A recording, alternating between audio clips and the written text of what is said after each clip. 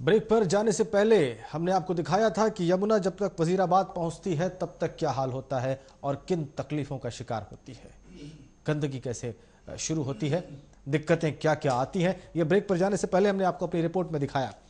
अब सबसे पहले हम अपने मेहमानों से आपका परिचय करवा दें। डॉक्टर फैयाज, पर्यावरण विशेषज्ञ, इस वक्त हमारे साथ स्टूडियो में, यमुना बायोडायवर्सिटी पार्क के साइंटिस्ट इंचार्ज भी हैं, पर्यावरण विशेषज्ञ भी हैं। डॉक्टर फैयाज, आपका बहुत स्वागत है। हमारे साथ हैं ठाकुर भानु प्रताप सिंह जी, अध्यक्ष भारतीय किसान यूनियन के हैं और यमुना बचाओ आंदोलन से जुड़े हुए हैं। आपका भी बहुत स्वागत ठाकुर भानु प्रताप जी। और इसके अलावा हमारे साथ हैं राजेंद्र प्रसाद शास्त्री जी, भारतीय किसान यूनियन के महासचिव हैं, यमुना बचाओ आंदोलन के लिए दिल्ली आए हुए हैं। बहुत स्वागत आपका भी शास्त्री जी। इससे पहले कि हम आगे बढ़े, वजीराबाद के पुल से, वजीराबाद के जो बैरियर है वहाँ से जब यमुना आगे बढ़ती है, दिल्ली के अंदर प्रवेश करती है, उस वक्त उसके साथ क्या दिक्कतें आती हैं, सबसे पहले ये देख लीजिए आप।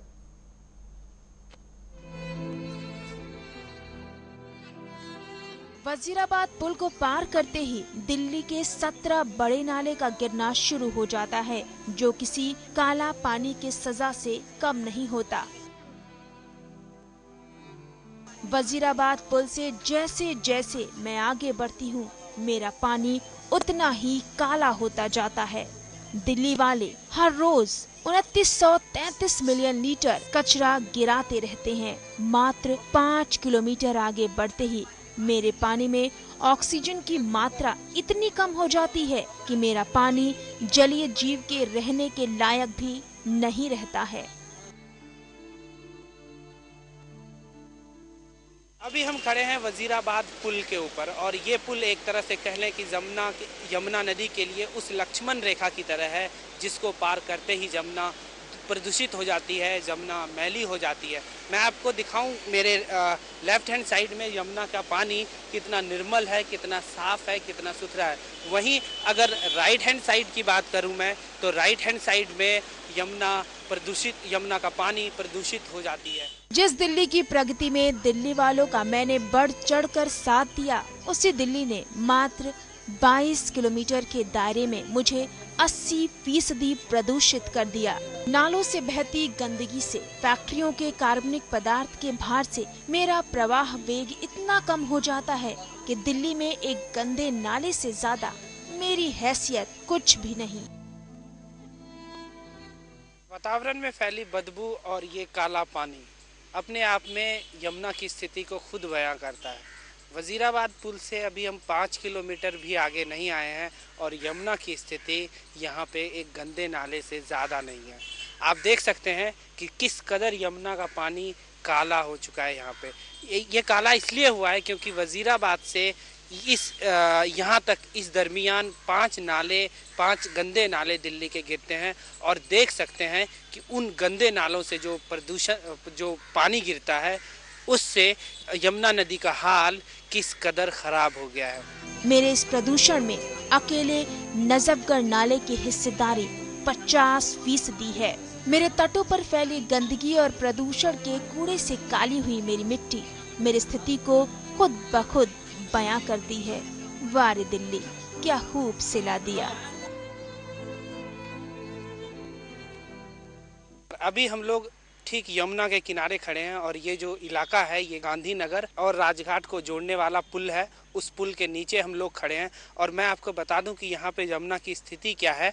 आप देख सकते हैं, क्लियरली देख सकते हैं कि ये जो मिट्टी है यमुना के किनारे, ये जो मिट्टी है बिल्कुल काली हो चुकी है, और ये बिल्कुल ये कूड़े का ढेर सा बन गया है। और ऐसा लगता है कि दिल्ली के प्रगति में सबसे ज़्यादा अगर किसी ने चुकाया है तो वो यमुना नदी है। आप देख सकते हैं ये बिल्कुल यहाँ पे एक नाले की तरह लगती है, और पानी कहीं से बिल्कुल साफ नहीं है, और पीने लायक तो छोड़िए, पानी नहाने लायक नहीं है। Bureau report, Sudarshan news.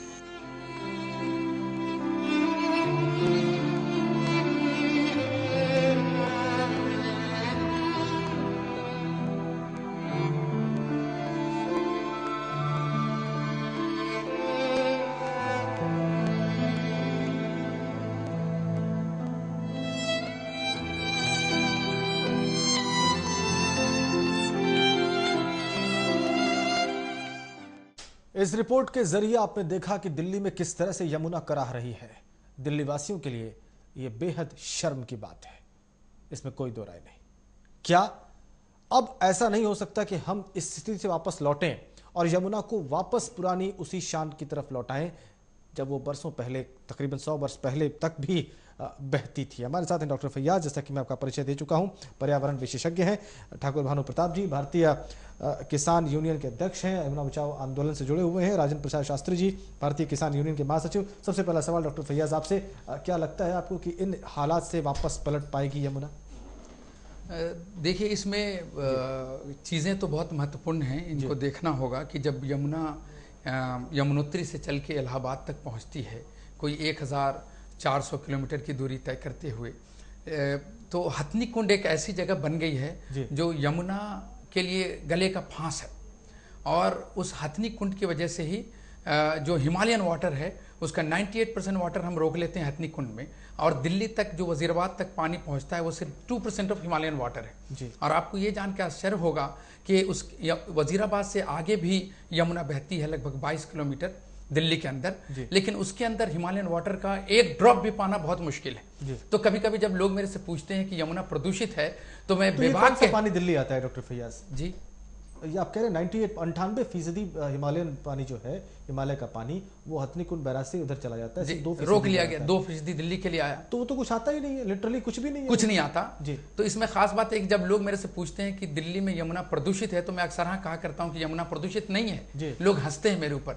कारण ये है कि यमुना एक नदी है और नदी में प्रदूषण के लिए जल चाहिए, जल तो है नहीं, उसमें 18 नालों का सीवेज है, और सीवेज के अंदर बैठ के अगर हम कहते हैं कि हम प्रदूषित हैं तो ये हमारा दुर्भाग्य है।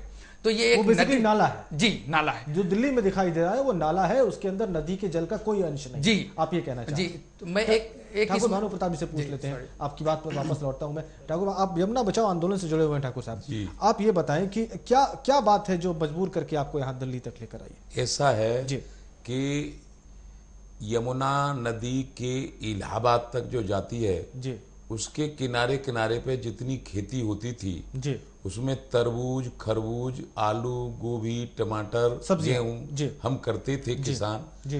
तो उसमें करने से अब ऐसा पानी हो गया है जी, चूंकि हम किसान हैं जी, ऐसा पानी हो गया जिसमें संख्या की मात्रा पाई जाती है जी।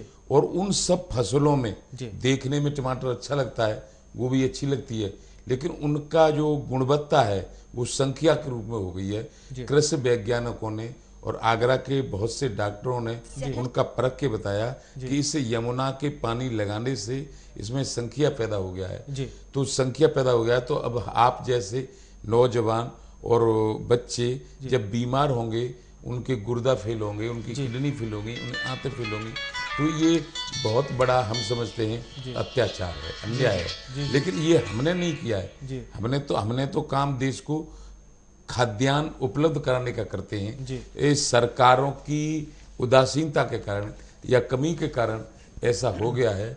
तो अब इसमें हमने 2 मार्च आप मूलतः कहाँ के रहने वाले हैं ठाकुर भानु प्रताप जी? एटा के। एटा जिले उत्तर प्रदेश के रहने वाले हैं, और आप बता रहे हैं कि इलाहाबाद में जो ये सब्जियां उग रही हैं उसमें संख्या पाया जा रहा है और उसकी वजह यमुना का पानी है जी।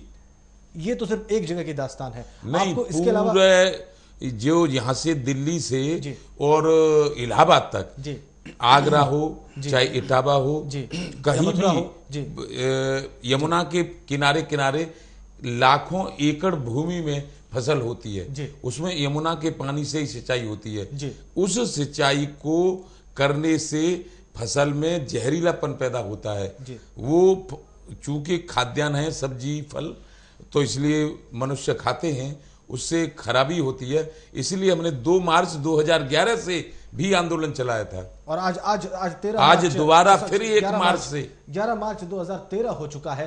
क्या इस आंदोलन का कोई लाभ आपको मिला? इस पर हम बात करेंगे डॉक्टर फैयाज से, कुछ और तकनीकियां समझेंगे। बहुत छोटी से ब्रेक के बाद फौरन हाजिर होते हैं।